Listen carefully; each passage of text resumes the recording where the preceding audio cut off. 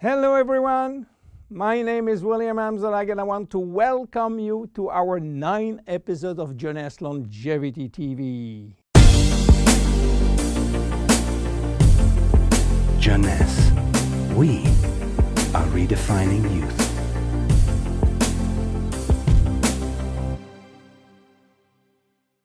Obesity, or should I say globesity. Today, obesity is a worldwide epidemic disease. There is an outrageous eruption of a worldwide obesity even in the countries where not so long ago famine was the #1 health issue.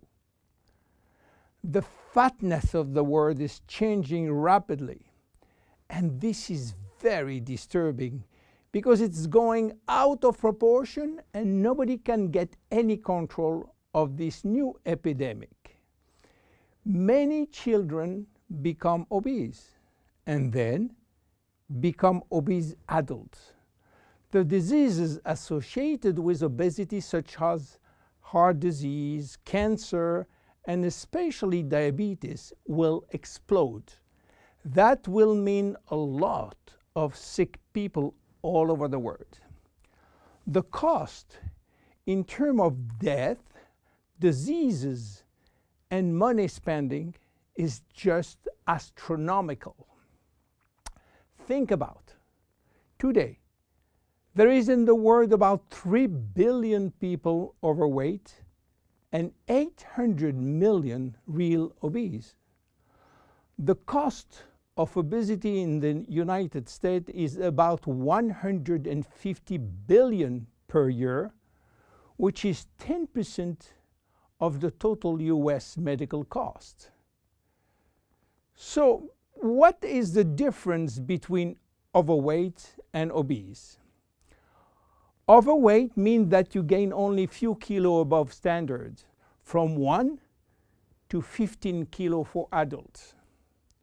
Above this threshold, you're considered as obese.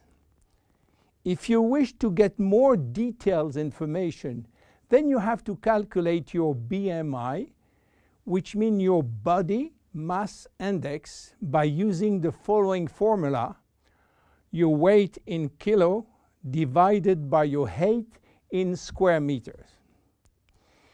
If your BMI shows score under 18.5 per square meter, it means that you need to gain weight. You are underweight. If it is between 18.5 and 25, you are in normal standard.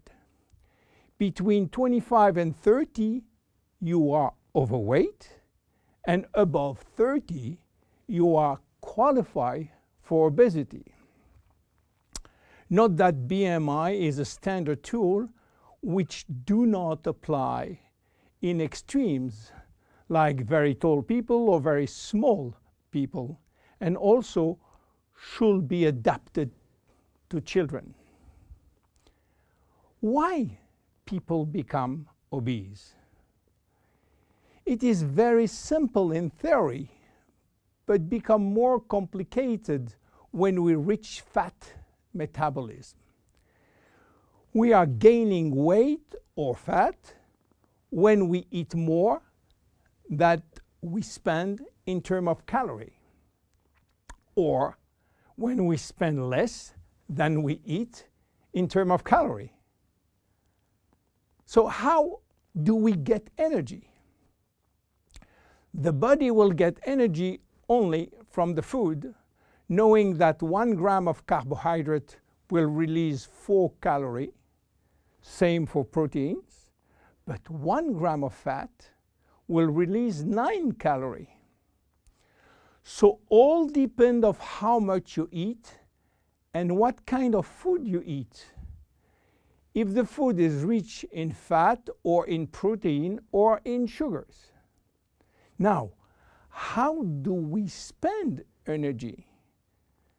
There are 3 ways to spend energy.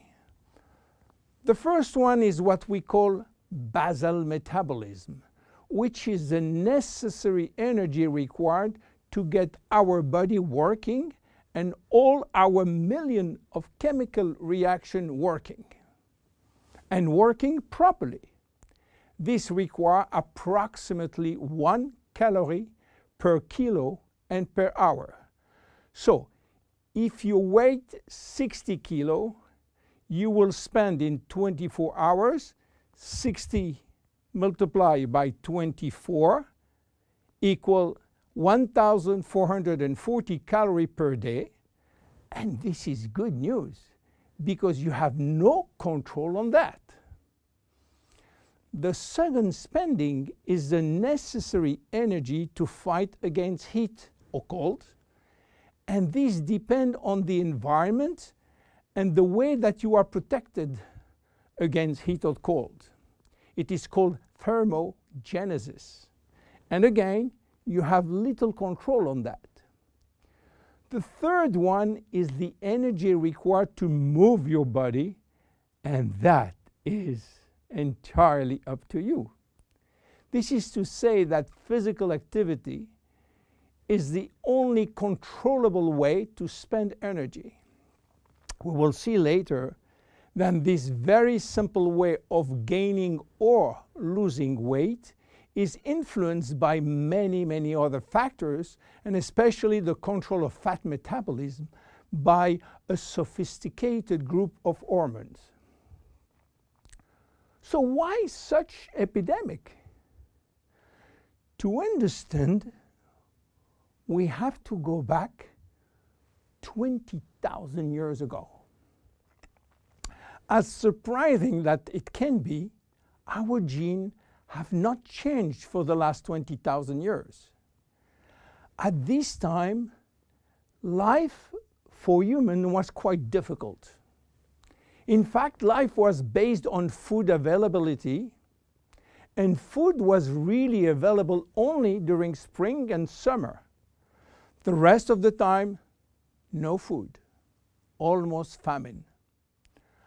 Our genes has to adapt and to work in accordance with this alternance of abundance and famine, and they create a kind of energy storage. The fat cell was born. This cell has the capacity to store all kinds of energy derived from fat, from carbohydrates, and even proteins.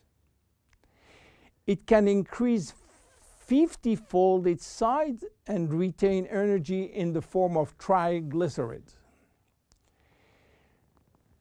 Because of uncertainty of food availability, our genes were oriented toward the saving mode, which means that every time we eat, all the energy coming from the food was oriented in the storage facility. What happened 20,000 years later?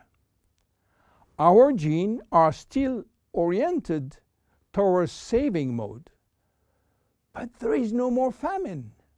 On the contrary, the new society offers an extreme abundance of food rich in calories, and that all over the year. And guess what happened? Everything is going first in storage. And once in storage, it is very difficult to get out.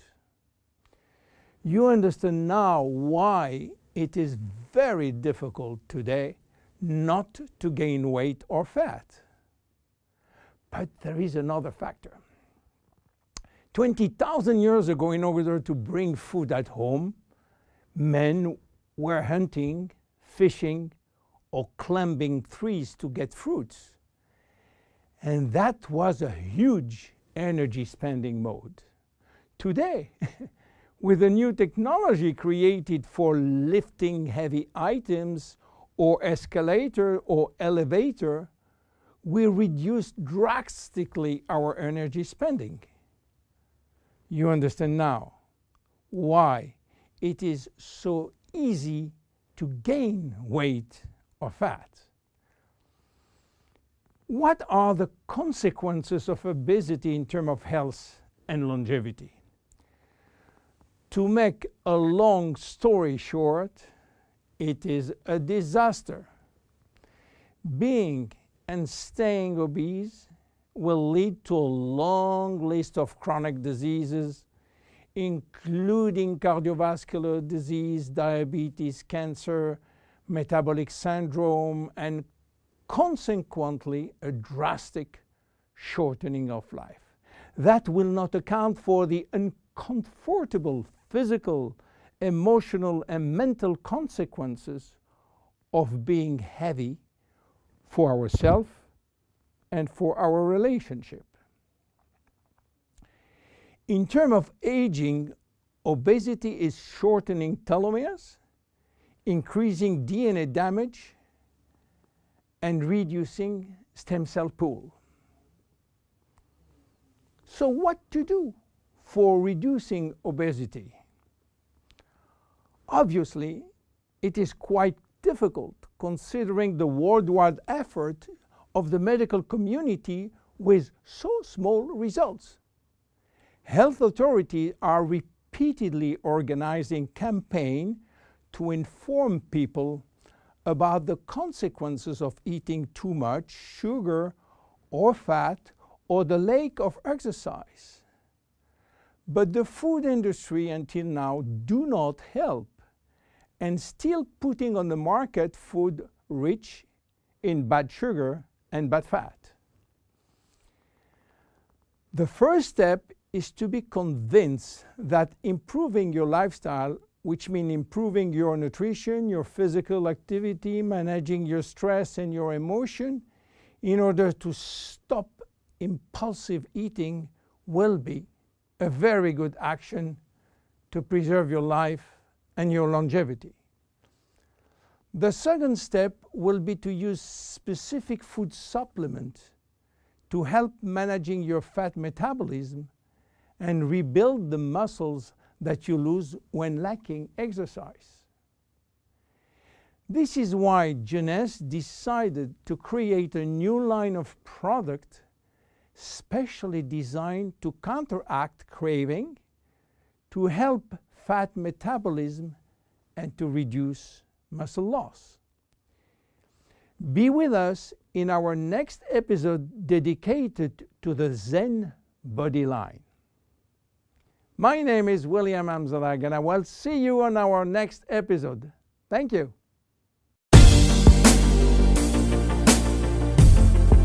Jeunesse. We are redefining youth.